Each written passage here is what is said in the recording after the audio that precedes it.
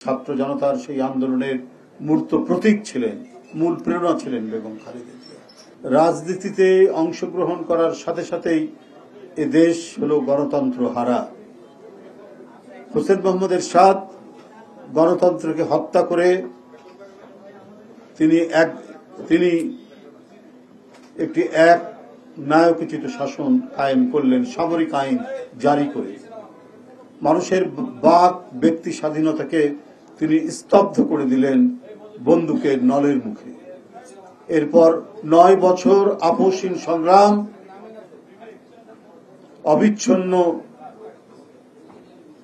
সংগ্রামী স্রোতধারায় বিজয়ী করেছিলেন সংগ্রামকে। ছাত্র জনতার সেই আন্দোলনের মূর্ত প্রতীক ছিলেন, মূল প্রেরণা ছিলেন বেগম খালেদা জিয়া। এরপর বারবার আক্রমণ করা হয়েছে গোটা দেশকে, জাতিকে, গণতন্ত্রকে। আক্রান্ত হয়েছে এদেশের বহু পথ এবং মতের রাজনীতি আক্রান্ত করা হয়েছে বেগম খালেদা জিয়াকে। তারপর বিন্দু মাত্র তাকে বিচলিত করা যায়নি, তার কর্তব্য কর্ম থেকে তাকে বিচ্যুত করা যায়নি। হিমালয় পর্বতের মতো মাথা উঁচু করে তিনি দৃঢ় পায়ে এগিয়ে গেছেন, অটল থেকেছেন তার অঙ্গীকারে। বন্ধুরা আমার, আগামীকাল তার জন্মদিন। এই দিবসটি পালন করার জন্য আপনারা জানেন যে সব সময় দিবসটি পালন করা হয় দোয়া অনুষ্ঠানের মধ্যে দিয়ে।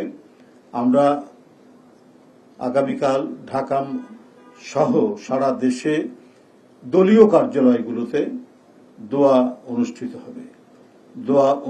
হবে। ঢাকায় পল্টনে, নয়াপল্টনের কেন্দ্রীয় কার্যালয়ে সকাল 11টায়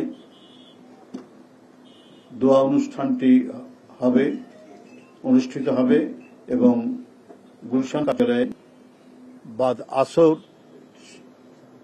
দোয়া অনুষ্ঠিত হবে। এইভাবে সারা দেশের সকল দলীয় কার্যালয়ে বাংলাদেশ জাতীয়তাবাদী দল দোয়া অনুষ্ঠান পরিচালনা করবে।